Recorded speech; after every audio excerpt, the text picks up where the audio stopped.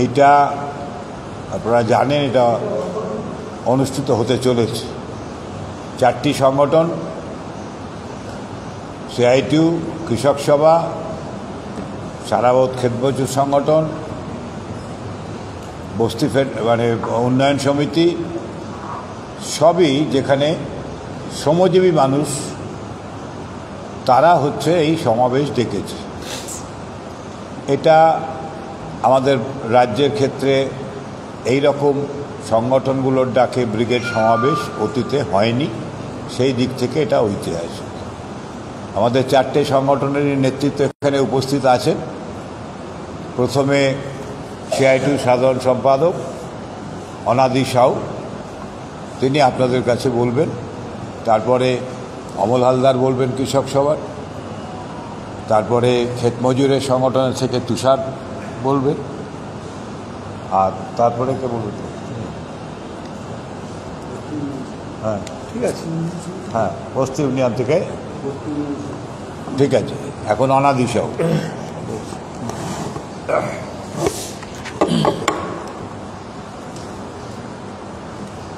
আচ্ছা, নমস্কার।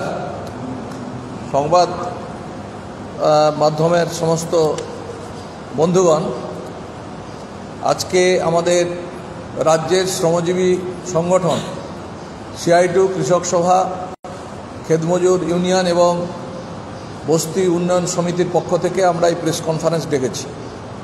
আপনারা জানেন যে সারা রাজ্য জুড়েই প্রস্তুতি চলছে। 20শে এপ্রিল ঐতিহাসিক শ্রমিক, কৃষক, ক্ষেতমজুর, বস্তির গরিব মানুষ, শ্রমজীবী মানুষ তারা ডেকেছেন এবং সারা রাজ্য থেকে সর্বস্তরের মানুষ, মেহনতি মানুষ, সর্বস্তরের সাধারণ মানুষ এই ব্রিগেডের সমাবেশে আসবেন এবং আমাদের রাজ্যে স্বাধীনতার পর এই প্রথম এইভাবে যে মেহনতি শ্রমজীবী মানুষের সংগঠনগুলো ঐক্যবদ্ধ হয়ে তারা এই ব্রিগেডের ঐতিহাসিক সমাবেশ ডেকেছে।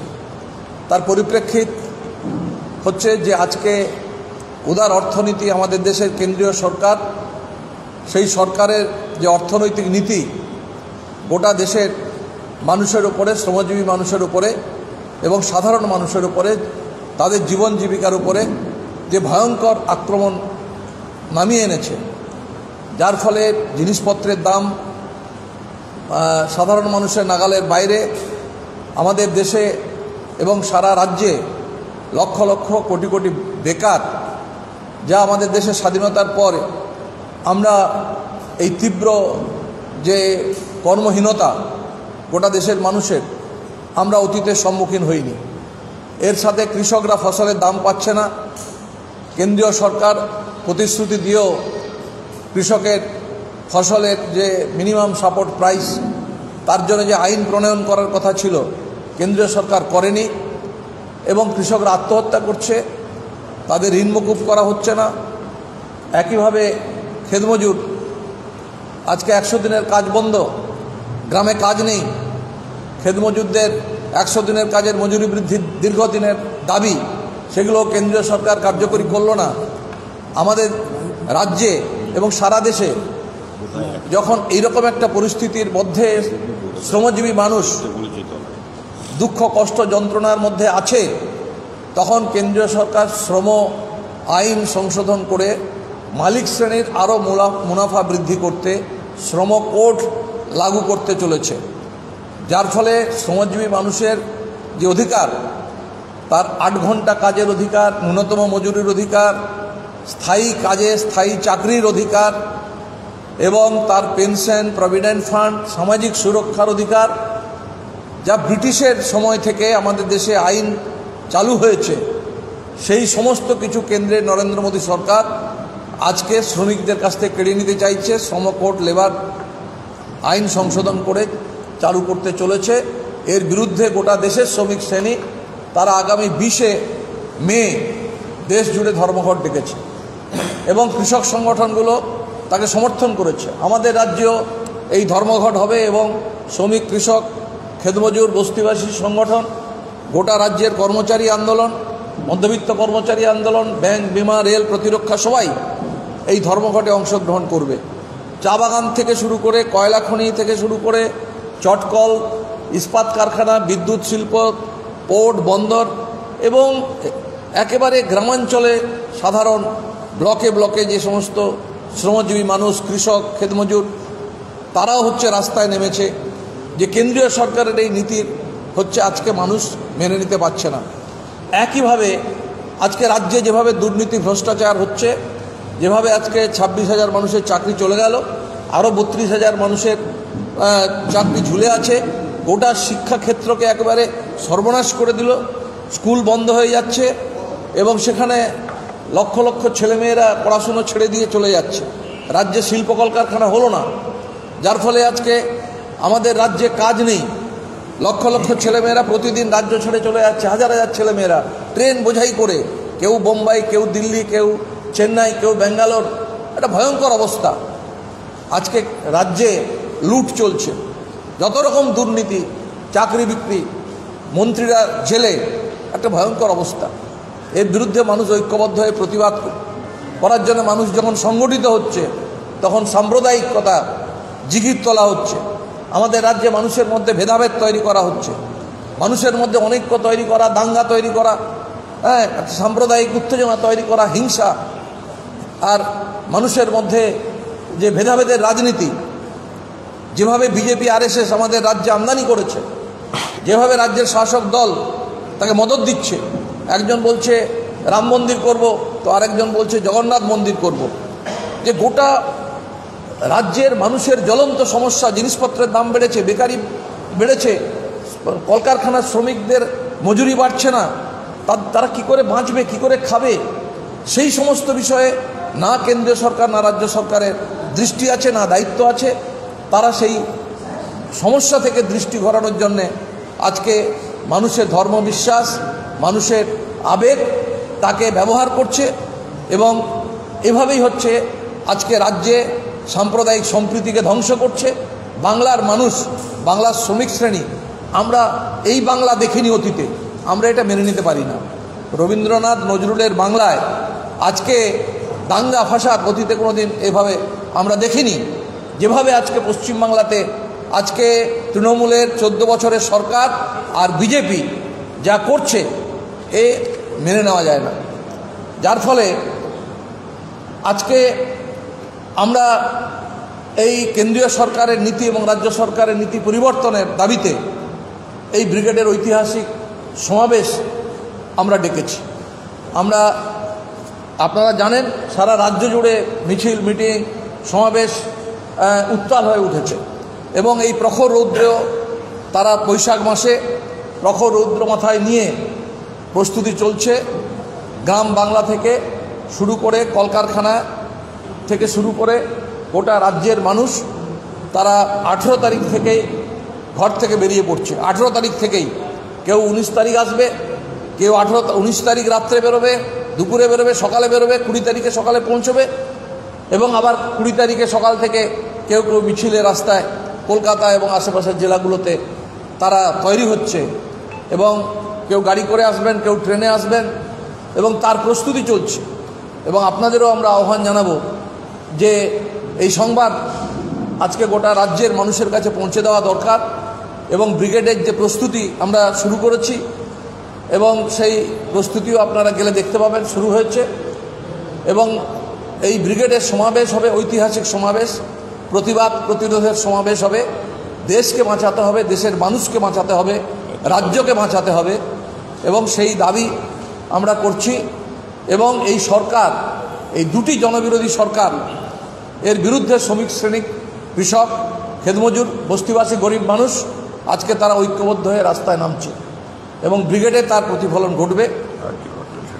স্থায়ী চাকরি, এমপ্লয়মেন্ট এক্সচেঞ্জ, আপনারা জানেন এই সবই কার্যত হচ্ছে কেন্দ্রীয় সরকার তুলে দিয়েছে এবং সব কন্ট্রাকচুয়াল ক্যাজুয়াল ওয়ার্কার সমস্ত কেন্দ্রীয় সরকারের দপ্তরে, রাজ্য সরকারের দপ্তরে নিয়োগ হচ্ছে।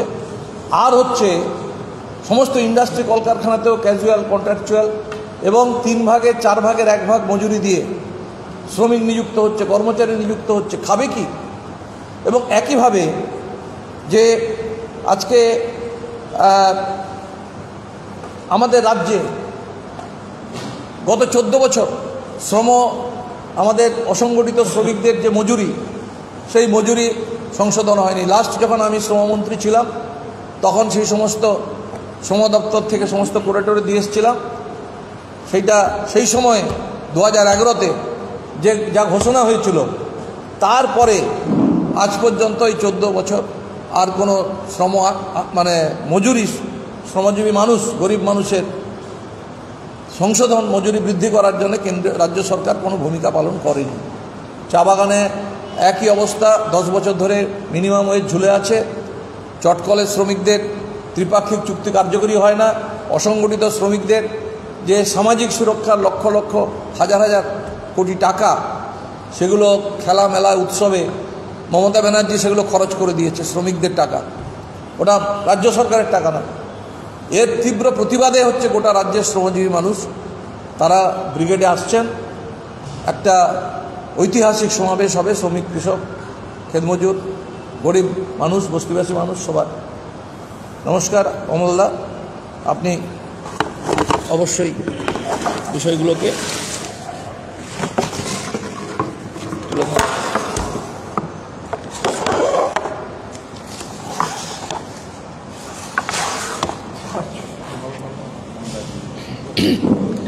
নমস্কার। প্রথমেই বলি যে ব্রিগেড প্যারেড গ্রাউন্ডের সমাবেশে আসার জন্য ইতিমধ্যে উত্তরবঙ্গের জেলাগুলি তাদের যাত্রা আজকে সন্ধ্যে থেকে স্টার্ট করেছে। তো লক্ষ লক্ষ মানুষ ব্রিগেড প্যারেড গ্রাউন্ডে আসবে।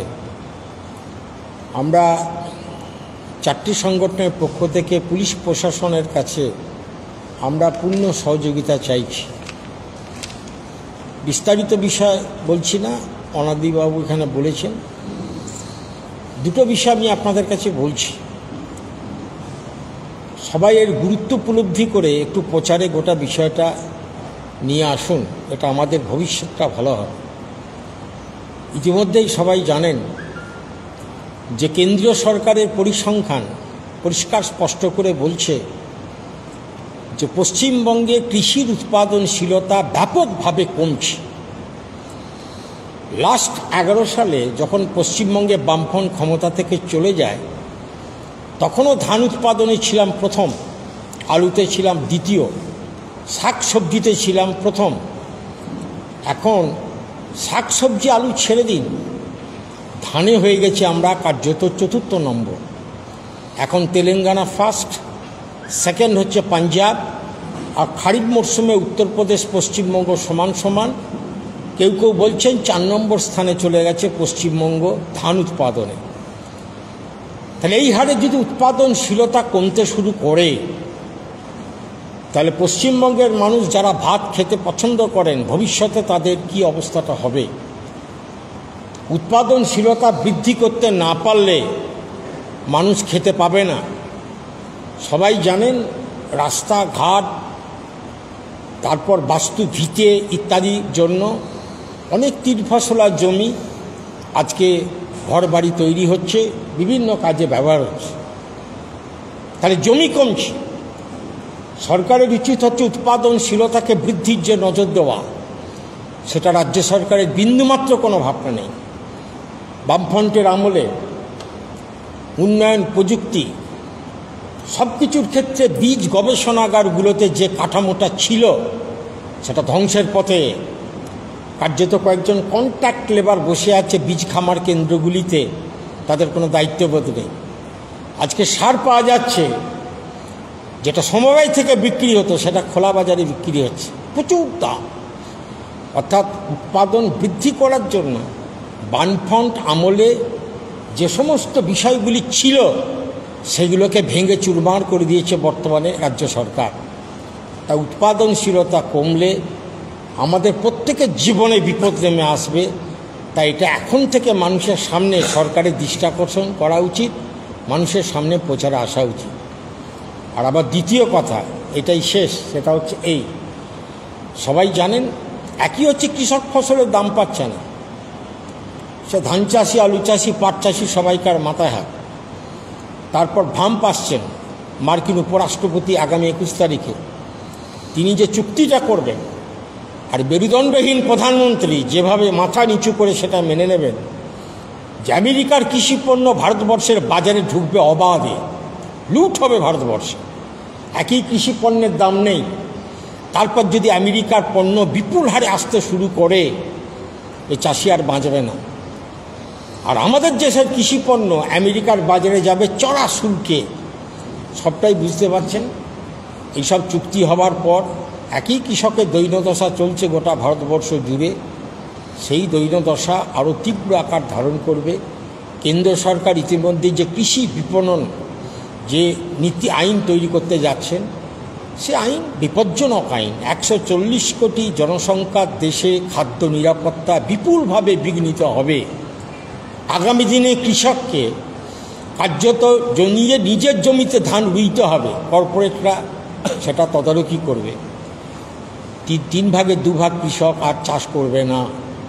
এই যে একটা বড় বিপদ আসছে গোটা ভারতবর্ষে কৃষিক্ষেত্রে, এগুলো সব নিয়ে তো আলোচনা হবে। তবে আমরা সবাই কৃষিপ্রধান দেশে আমরা বাস করি, আমরা তো সবাই ভাত খাই, প্রতিদিন আমাদের এইসব করতে হয়। আপনারা যদি এই আশঙ্কার কথাগুলোকে যদি একটু প্রচারে নিয়ে আসেন যে দেশ আজ কোন পথে হাঁটছে, তাহলে পশ্চিমবঙ্গের মানুষের ভালো, সবাইকার ক্ষেত্রে ভালো। এইটাই হচ্ছে আমার অভিমত।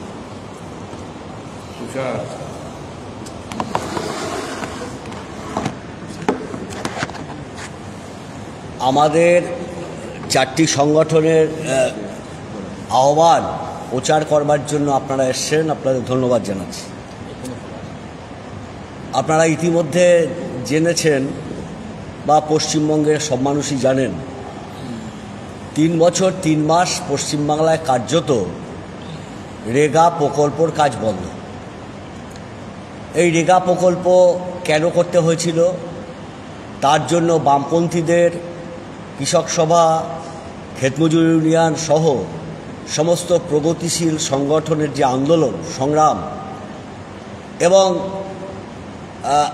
বামপন্থী যারা এমপি ছিল তাদের অবদান, সেটা আমাদের স্মরণ করতে হবে। আমাদের দেশে কৃষক সভার নেতা এখানে বললেন যে কৃষির কি ভয়ঙ্কর অবস্থা, কৃষি আজকের বিপন্ন, কৃষিতে কর্মসংস্থান কমছে এবং কৃষিতে যেভাবে পুঁজিবাদের বিকাশ ঘটছে এবং কৃষিতে যেভাবে আজকে মানুষের পরিবর্তে যন্ত্র দিয়ে বেশি কাজকর্ম হচ্ছে, স্বাভাবিক কারণে কৃষিতে কর্মসংস্থান কমতে বাধ্য। সেই কারণেই অনেক লড়াই সংগ্রামের ফল হলো আমাদের দেশে 100 দিনের কাজের আইন। কিন্তু তৃণমূল চুরি করে, আমরা এটা জানি। তৃণমূল চুরি করে, জোট চুরি করে, সব ক্ষেত্রেই চুরি করছে। কিন্তু তৃণমূল নির্লজ্জভাবে এই গরিব মানুষের টাকাও চুরি করলো 100 দিনে। এমনভাবে চুরি করেছে যে কেন্দ্রীয় সরকার সেই টাকা বন্ধ করে দিয়েছে পশ্চিমবাংলায়। কিন্তু কেন্দ্রীয় সরকারেরও আমাদের 100 দিনের কাজে আইন আছে 27 নম্বর ধারায়। যদি কোনো প্রকল্পে চুরি হয় তাহলে তদন্ত করে খুব দ্রুত টাকা আবার বরাদ্দ করতে হবে। কেন্দ্রীয় সরকার চায় না।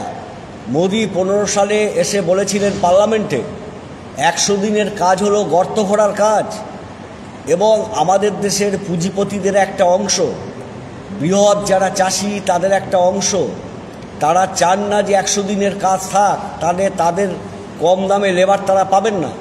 সেই কারণে বিজেপির যা শ্রেণী নীতি, সেই কারণেই তারা 100 দিনের টাকা বরাদ্দ করছেন না। পশ্চিমবাংলা কিভাবে বিপন্ন হচ্ছে গ্রাম অঞ্চল, সেটা আপনারা বুঝতে পারছেন যে পশ্চিমবাংলায় থেকে কি হারে মানুষ গ্রাম শুদ্ধ আজকের চলে যাচ্ছে বাইরে কাজ করতে। ক্ষেতমজুর ইউনিয়ন কাজ করবার সুবাদে আমরা মাঝে মাঝেই তেলেঙ্গানায় যাই। আজকের দেখেছি গিয়ে ভাইজাগ থেকে শুরু করে বিজয়রা, সমস্ত যারা ধান কাটা শ্রমিক হলো আমাদের এই পশ্চিমবাংলা। বাংলার শ্রমিক, বাংলার কৃষক, ক্ষেতমজুর সেখানে ভর্তি হয়ে গেছে। সেই কারণে আমাদের দাবি, এই ব্রিগেড থেকে লক্ষ্যকণ্ঠে দাবি উঠবে, পশ্চিমবাংলার সাধারণ গরিব, সাধারণ ক্ষেতমজুরের যে আন্দোলন করে যে 100 দিনের কাজ আদায় আমরা করেছি, সেই কাজ ফেরত দিতে হবে। আমাদের যে জায়গায় আমরা চলেছি আমরা সাড়া পাচ্ছি মানুষের মধ্যে। তৃণমূল কংগ্রেস এবং বিজেপি যেভাবে আজকের মানুষের মধ্যে প্রত্যক্ষভাবে সাম্প্রদায়িকরণ করার চেষ্টা করছে, মানুষের জীবন জীবিকার যন্ত্রণাকে ভুলিয়ে দেওয়ার চেষ্টা করছে, যার জ্বলন্ত উদাহরণ মুর্শিদাবাদ, তার জ্বলন্ত উদাহরণ হলো রামনবমীকে কেন্দ্র করে বিভিন্ন সময় দাঙ্গা, মানুষকে বিভাজিত করার প্রচেষ্টা। আমরা বিকল্প কণ্ঠস্বর তুলতে চাইছি। বিকল্প হলো মানুষের রুটি রুজি, বিকল্প হলো মানুষের কাজ, বিকল্প হলো মানুষের মজুরি, বিকল্প হলো মানুষের পাকা ঘর। এই বিকল্পর দাবি আমরা প্রতিষ্ঠিত করবার জন্যই 3 মাস ধরে গ্রাম অঞ্চল, শহরাঞ্চল, শ্রমিক মহল্লা, কারখানার গেট, বস্তি এলাকায় আমরা প্রচার করছি। আমরা সাড়া পাচ্ছি এবং পশ্চিমবাংলায় এই বিকল্প প্রতিষ্ঠিত হবেই। কারণ পশ্চিমবাংলার মানুষ ধর্ম করছেন, দীর্ঘদিন ধর্ম করছেন, শান্তিতে ধর্ম করছেন। এক একটা গ্রামে যদি আমরা যাই, সেই গ্রামে মোল্লাপাড়া আছে, খাপাড়া আছে, পাশেই বামুনপাড়া আছে, তার পাশেই দেখা যাবে পৌণ্ড ক্ষত্রিয় পাড়া আছে, তার পাশেই মাহিষ্য পাড়া আছে। কিন্তু সেই গ্রাম 700 বছর ধরে টিকে আছে, কারণ এখানে সুফিবাদ আছে, এখানে আউলিয়া বাউলিয়া আছে, এখানে চৈতন্যদেবের ধারা এখানে প্রভাবিত হয়েছে। তাই চেষ্টা বারবার হয়েছে কি করে বিভক্ত করার, কিন্তু বাংলার মানুষ ঐক্যবদ্ধ থাকে। আমরাও মনে করি আমাদের এই 4টে সংগঠন যেভাবে আমরা লড়াইয়ের ময়দানে নেমেছি, আমরা এই সাম্প্রদায়িক বিভাজনকে ঠেকিয়ে মানুষের জীবন্ত ইস্যুগুলোকে সামনে আনতে পারবো এবং এই লড়াই আমাদের চলবে। ব্রিগেডের পরও সেই লড়াই আমরা করব, সেই লড়াই আমরা আদায় করব এবং পশ্চিমবাংলায় সাম্প্রদায়িক শক্তি আর মমতা ব্যানার্জির এই বিভেদগামী শক্তিকে আমরা মাথা তুলতে দেব না। এই উদ্দেশ্যেই আমরা ব্রিগেড ডেকেছি। লাখো লাখো মানুষ ব্রিগেডে সমবেত হবে এবং পশ্চিমবাংলার গরিব সাধারণ মানুষ ভরসা পাবে, সেই পথেই আমরা এগোচ্ছি। সুকরঞ্জন,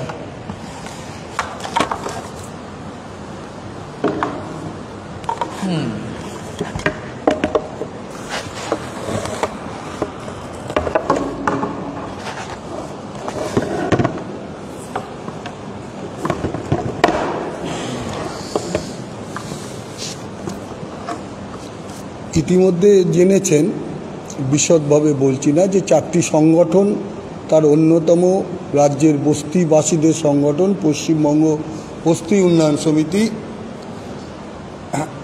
তারা ব্রিগেড সমাবেশে সামিল হবেন। আমাদের বস্তিবাসীদের যে অভিজ্ঞতা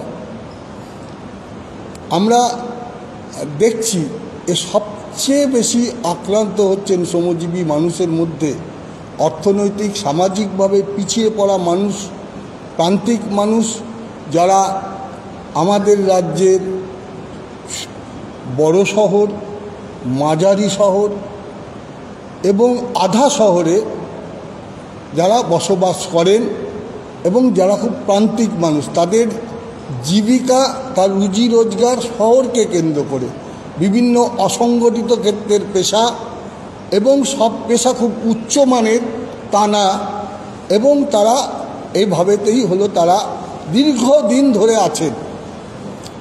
আমাদের রাজ্যে পালা বদলের পর যে সংস্কৃতি আমাদের রাজ্যে শুরু হয়েছে, সবচেয়ে বেশি আক্রান্ত হচ্ছে বস্তিবাসী মানুষ। উচ্ছেদ বেড়েছে, বুলডোজারের আক্রমণ বেড়েছে, আক্রান্ত হয়েছেন রেল শ্রমিক, রেল হকাররা, আক্রান্ত হয়েছেন স্ট্রিট হকাররা যারা বস্তিতে থাকেন। এবং এই শ্রমজীবী মানুষ আজকে একটা চ্যালেঞ্জের মুখে দাঁড়িয়ে গেছে যে শহরে বসবাসের অধিকার এই মানুষের থাকবে কি থাকবে না। শহরে বসবাসের অধিকার, কারণ আজকে যে আরবানাইজেশন হচ্ছে এবং রেলপথ বলুন, সেতু বলুন, যা কিছু নির্মাণ থেকে শুরু করে সমস্ত কিছু, যার সঙ্গে যুক্ত এই শ্রমজীবী মানুষ। আর এই শ্রমজীবী মানুষেরাই হলো আজকে তারা তার বাস্তুচ্যুত হচ্ছে, আক্রমণ হচ্ছে। কারণ আমাদের রাজ্যে একটা সময় বামফ্রন্ট সরকার ছিল, সেই সরকারের যে নীতি ছিল গরিব মানুষকে শহরে রেখে, বস্তিবাসী সব মানুষকে রেখে নগর উন্নয়নের পরিকল্পনা। এই নগর উন্নয়নের পরিকল্পনার দৃষ্টিভঙ্গিতে আমাদের রাজ্যে ঠিকা টেনেন্সি আইন, যা 1949 সালে তা সংশোধিত হয়েছিল। আমাদের রাজ্যের মিউনিসিপ্যাল অ্যাক্ট, যা গোটা রাজ্যের ওয়েস্ট বেঙ্গল মিউনিসিপ্যাল অ্যাক্ট, যা হলো সংশোধিত হয়ে নতুন আইন, এবং মিউনিসিপ্যালিটিগুলো শুধু বড় বড় শহর না, সমস্ত মিউনিসিপ্যালগুলো তার দৃষ্টিভঙ্গি ছিল এবং তারা তাদের উন্নয়নের মধ্যে যুক্ত করেছিল। আজকে এই গোটাটা যে অধিকারগুলো এই গরিব মানুষেরা ভোগ করতেন, আজকে আক্রান্ত। এই শ্রমজীবী মানুষ, তাদের সুযোগ কমেছে, রুজি রোজগারের সুযোগ কমেছে, মূল্যবৃদ্ধি বাড়ছে, তার চাপ, এবং পরিবারে একসাথে সকলে মিলে কাজ করছে, এবং তাতেও হলো একটা অবস্থা তৈরি হচ্ছে, দুর্বিষহ অবস্থা তৈরি হয়েছে। এই মানুষগুলোর ভিতের উপর যখন আক্রমণ হয়, যখন এই মানুষগুলো রেল বেসরকারীকরণ, আজকে গোটা দেশে বলেছেন রাষ্ট্রায়ত্ত শিল্প বেসরকারীকরণ, আমাদের গোটা রাজ্যে রেলের জমি, রেলের উদ্বৃত্ত জমি কেন্দ্রীয় সরকারের জমি, সেই স্টিল অথরিটি, পোর্ট ট্রাস্ট, এবং এই রকম কেন্দ্রীয় এবং রাজ্য সরকারের এই জমিতে বাস করে আমাদের বস্তিবাসী মানুষের 45%। এই 45% আজকে উচ্ছেদের মুখোমুখি।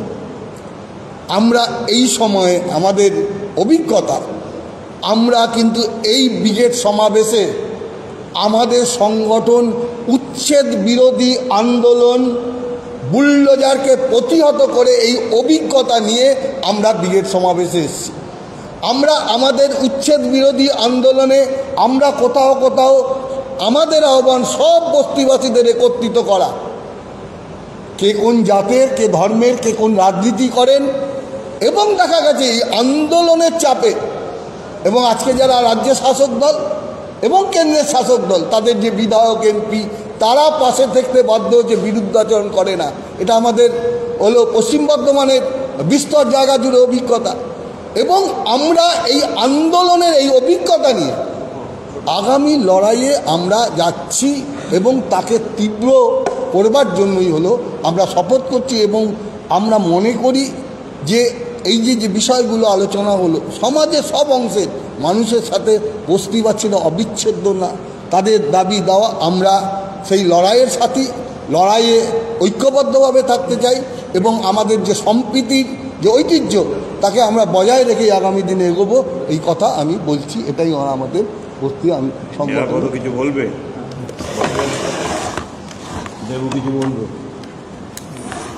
আচ্ছা, আপনারা দেখেছেন যে অত্যন্ত গুরুত্বপূর্ণ সময় এই আমাদের রাজ্যের 4টে শ্রেণী সংগঠন খুব দৃঢ়তার সঙ্গে এবং দক্ষতার সঙ্গে একটা গুরুত্বপূর্ণ ব্রিগেড সমাবেশের আহ্বান করেছে।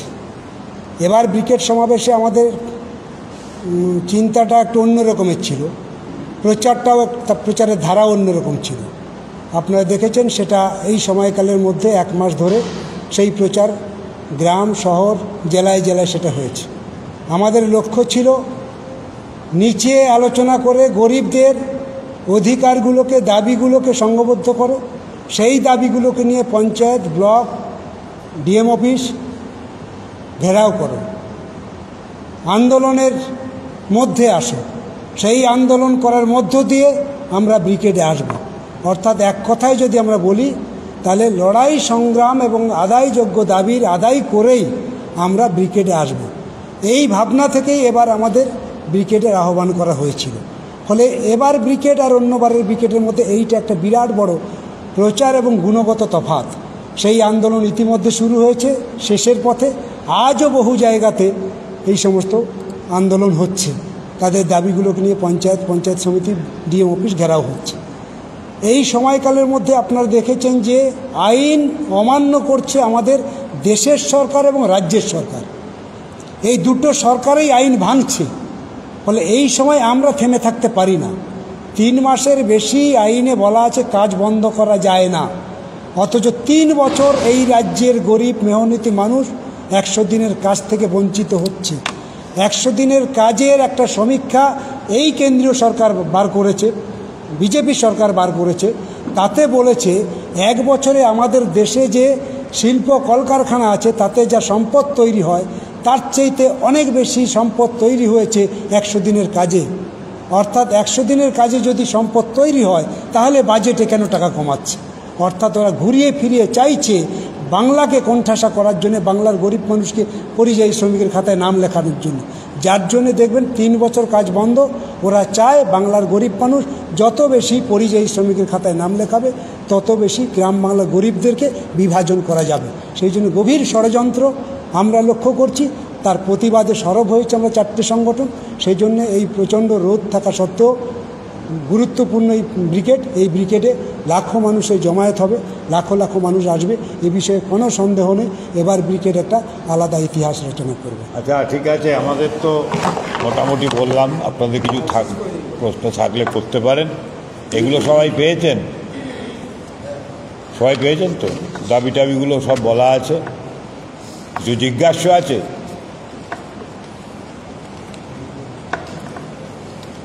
জিজ্ঞাস্য না থাকলে আমরা এখানে, তাই তো, এখানে শেষ করব।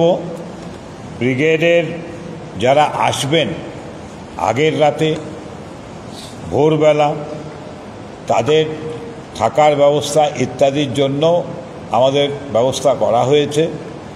বিভিন্ন জায়গাতে, মাঠ ইত্যাদি জায়গাতে আমরা করেছি। আর মাঠেতে পর্যাপ্ত পরিমাণে জল ইত্যাদি রাখা গরমের মধ্যে হবে, এসবগুলো আমরা করেছি। আপনাদের হ্যাঁ, রামলীলা ময়দান হচ্ছে প্রধান থাকার জায়গা, প্রধান জায়গা রামলীলা। তাছাড়া আমাদের এই অফিস আছে, কৃষক সভার অফিস আছে, এরকম নানান জায়গা আছে, কিন্তু প্রকাশ অনেকগুলো জায়গায় হয়েছে। প্রধানত রামলীলা ময়দান, ওইখানটাতে আমরা থাকার একটা ব্যবস্থা করেছি। কলকাতায় আমাদের যতগুলো সংগঠন আছে সব সংগঠনের অফিস ইত্যাদি, আমাদের কলকাতা, এখানে রাজ্য, আমাদের কলকাতার জেলা, তারপরে হচ্ছে যে কৃষক সভার অফিস, তারপরে হচ্ছে আমাদের শিক্ষক সংগঠন তাদের অফিস, এরকম করে রাজ্যের বিভিন্ন ক্ষেত্রে যেসব অফিসে থাকার সুযোগ আছে সেই সব জায়গাগুলোতে ব্যবস্থা করেছি। আর প্রকাশ্য জায়গা হিসেবে রামলীলা ময়দান আমরা পেয়েছি। আমরা ওয়াই চ্যানেল চেয়েছিলাম, কিন্তু ওখান থেকে পারমিশনটা পাওয়া যায়নি। যাই হোক, তাতে অসুবিধা হবে না। হ্যাঁ, উত্তরবঙ্গের 7টা জেলা, তো 7 লক্ষাধিক লোক আসবে 7টা জেলা থেকে। বলা মুশকিল, এটা বলা মুশকিল। এটা ট্রেনটা খুব ভালো, হাওয়াটা খুব ভালো উঠেছে, মানুষের আসার প্রবণতা আছে, এটাই হচ্ছে বাস্তব।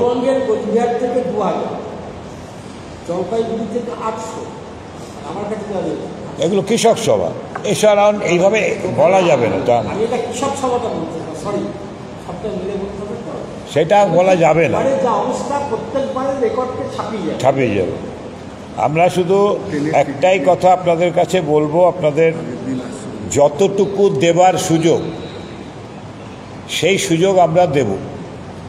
অতিরিক্ত কোনো ব্যবস্থা করা যাবে না মাঠেতে। আপনারা খানিকটা আমাদের ভলেন্টিয়ারদের সঙ্গে সহযোগিতা করে স্টেজে ওঠা ইত্যাদিগুলো একটা ডিসিপ্লিন ওয়েতে করলে মিটিং টিটিংগুলো আমরা সুষ্ঠুভাবে পরিচালনা করতে পারবো, এটা একটা অনুরোধ রইল। আর অমলদা বলেছেন যে আমরা চাই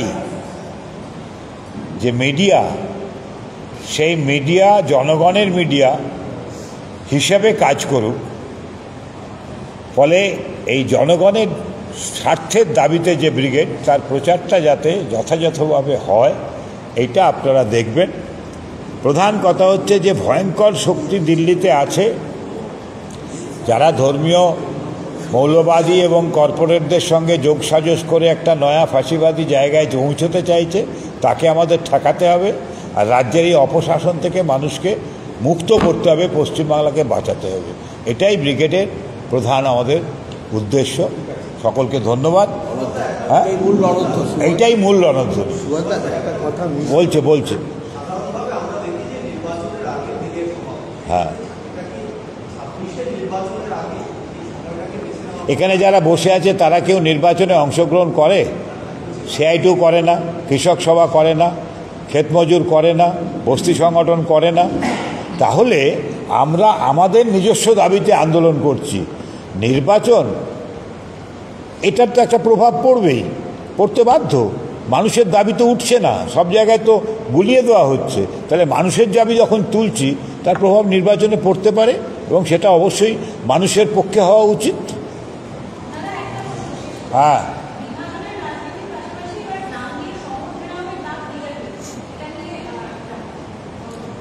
কে বলবেন? বল। গ্রাম দিয়ে শহর ঘেরা, ডিস্টার্ব করাচ্ছে। গ্রাম দিয়ে শহর ঘেরা ঘিরবে। হ্যাঁ, সিদ্দিকুল্লাহ ডাক দিয়েছে। এই দুটো ডাকের ফারাক কোথায় খুঁজে পান আপনারা? সিদ্দিকুল্লাহ ডাক দিয়েছে যে গ্রাম থেকে করব, তারপর কলকাতায় এসে 50টা জায়গায় 2000 10,000 করে লোক বসিয়ে অবরোধ করে দেবো, সেটাও তো গ্রাম দিয়ে শহর ঘেরা। তাহলে বিজেপিও করছে। এইটা হচ্ছে প্রতিযোগিতামূলক সাম্প্রদায়িকতার প্রকার। আমরা এটাকে গুরুত্ব দিতে রাজি না। আমি একটা কথা বলি, সেটা হচ্ছে যে গ্রামে শুধু গরিব মানুষ থাকে আর শহরে গরিব মানুষ থাকে না, তা তো না। শহরের আশেপাশে যে শ্রমিকরা থাকে,